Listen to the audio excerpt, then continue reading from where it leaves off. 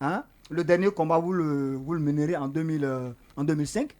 Mais vous avez précisé, vous n'avez pas donné vos adieux à la boxe. Parce qu'en 2007, vous revenez et vous faites un match de gala. Non, non, je fais un championnat du monde. Un Je fais championnat, un du monde championnat du monde. Hein? dans la catégorie au-dessus, donc en super moyen. Et Mhm. je redeviens champion du monde WBF en 2007, Ah, effectivement, des vous super moyens. devenez champion du monde en 2007. Et je fais mes Mhm. adieux en 2020. En 2020, vous faites J'ai- vos adieux Ouais, à la boxe. Hein. ouais. Donc, on s'imagine que c'est tout près là. Donc, pour terminer, ce qu'il faut retenir de lui, c'est qu'on ne sait pas généralement de lui. Il a une épouse belge Oui, qui est plus africaine que les Africains. tout à Vous fait. l'avez dit. Tout à fait. Et vous avez aussi fait remarquer que vous avez 4 enfants. Oui. C'est ça, non? Vous avez bien 4 enfants, et 3 filles et un garçon. 4 enfants, 3 filles, un garçon. Et votre mère a eu 9 enfants. Tout à fait. Ok? Et moi, je suis le 6e. Vous êtes le sixième. Voilà, donc le gladiateur BA et l'enseignant BA Diallo.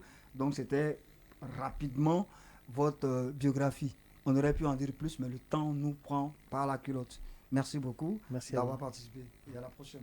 Merci. El Maestro, 7 heures passées de 12 minutes.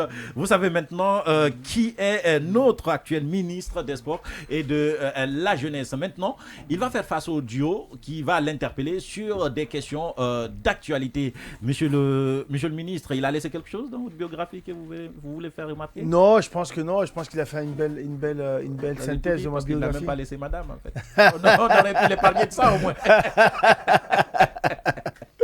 Donc, si vous êtes d'accord, on continue cette émission avec vous maintenant. Avec plaisir. L'audio va s'installer juste après cette petite transition, l'audio. Vous êtes en direct sur Joma TV et Joma FM. L'émission continue pendant qu'il est 7 heures passées de 12 minutes. Notre invité, le ministre de la Jeunesse et des Sports, maintenant, il fait face au duo composé de Yacine Palé et d'Odilon Maomi. Bonjour. Rebonjour. Bonjour Mohamed Ali, C'est bonjour toujours la première partie. Monsieur le ministre Béa, le gladiateur. D'accord, avec le ministre Béa. Donc, je vous préviens, monsieur le ministre, ils vont vous poser des questions. Mais comme d'hab, ils vont essayer de vous retirer des mots en même temps.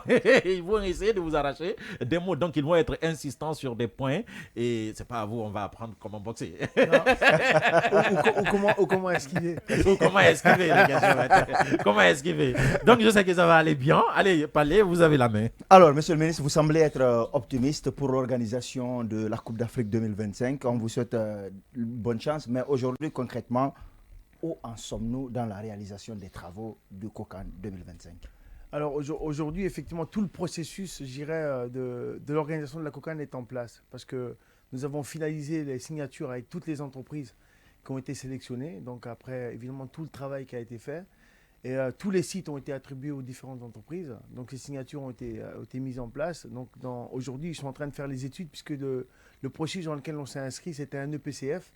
Donc ils ont 6 mois pour faire les études. Et après les études, les travaux vont commencer sur 18 mois. Donc on a 24 mois effectivement pour construire Alors, nos différents stades. tous les contrats ont été signés par toutes les entreprises. Déjà, est-ce qu'il y a des entreprises guinéennes parmi celles avec lesquelles vous avez signé? Alors, oui, il y a des entreprises entre guillemets guinéennes, ce qui est Entre difficile. guillemets. Non, je vous dis entre guillemets pourquoi? Parce qu'en fait, le processus dans lequel on s'est inscrit aujourd'hui, c'est d'avoir, je dirais, des entreprises certifiées CAF, donc c'est-à-dire qu'ils peuvent, ou FIFA, donc ils peuvent construire un stade qui doivent être certifiés. Et donc cette certification, il n'y a aucune entreprise guinéenne qui l'a.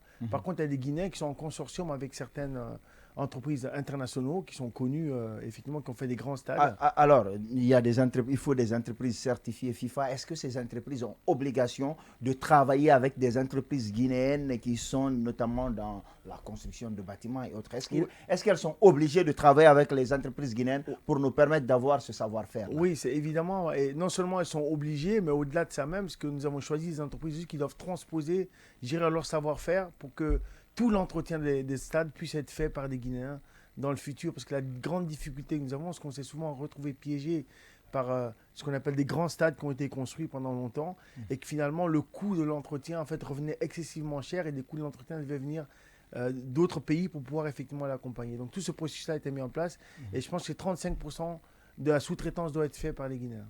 Voilà, monsieur le ministre, par rapport à la construction des stades, surtout, on constate que Mamou et Farana ne sont pas cités. Et pourquoi? Non, en fait, ce qui s'est passé, c'est qu'il y a eu des choix en fait, au niveau des régions. Donc, ce sont les capitales qui ont été choisies dans les différentes régions. Donc, c'est effectivement, aujourd'hui, c'est Nzérékouré, Cancan, Labé, Kindia et en même temps on a eu Bokeh qui est aussi dans les stades qui vont être mis en place. Mais quand on voit tous ces différents stades, il y a ce qu'on appelle les terrains d'entraînement aussi qui vont être mis en place.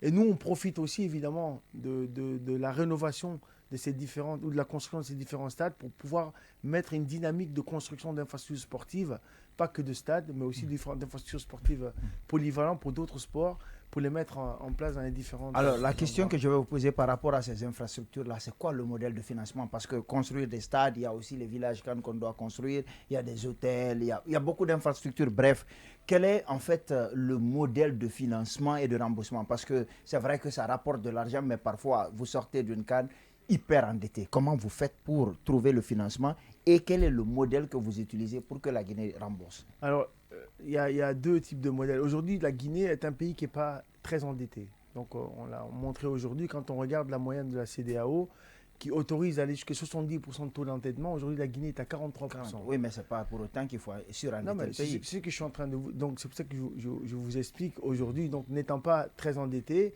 notre capacité aujourd'hui, effectivement, d'absorber la dette, mais surtout de rembourser et de prendre en charge la construction des stades a été évaluée par le ministre des Finances et le ministre des Budgets. Et aujourd'hui, la construction des stades ne vont pas augmenter notre taux d'endettement qu'on va mettre en place. Pourquoi? Parce que toute la stratégie justement qui a été mise en place, c'était de dire en fait, finalement, est-ce qu'on peut faire cette canne ou on ne peut pas la faire? Et on a réfléchi en fait par rapport au budget national et aux priorités qu'on s'est posées au niveau de ce qu'on veut avancer dans la construction ou dans la construction d'un hôpital.